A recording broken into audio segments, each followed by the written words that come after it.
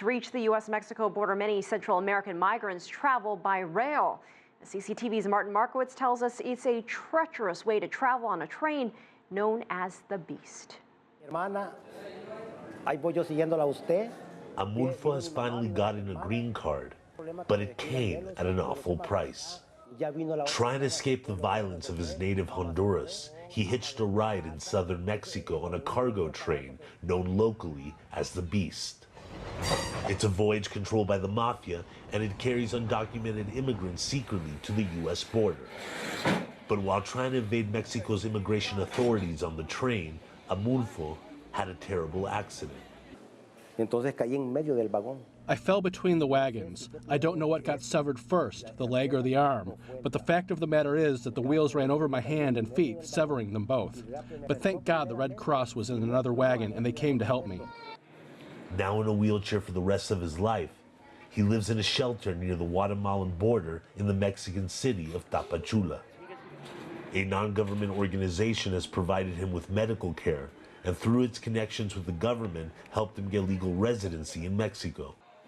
Amulfo now tells everybody who comes through the shelter to avoid traveling on the cargo train. In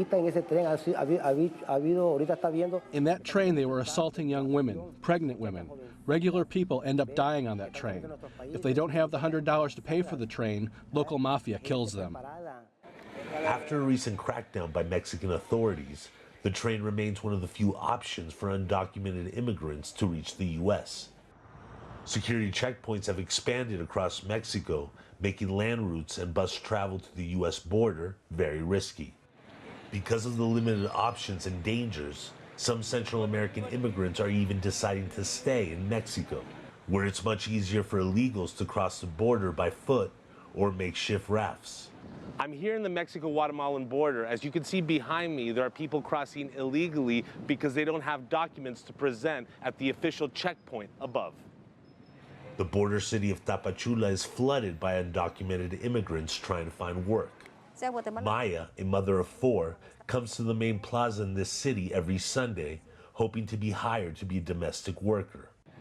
But it has become hard because many of her employers have taken advantage of her illegal status. There are big risks when you go to these homes because many times they don't pay us.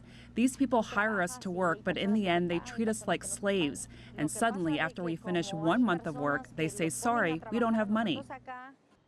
The Mexican government has increased enforcement and deportations on the Beast train, but it is unlikely to have much of an impact for the people fleeing Central American countries, where extortion and violence has become part of everyday life.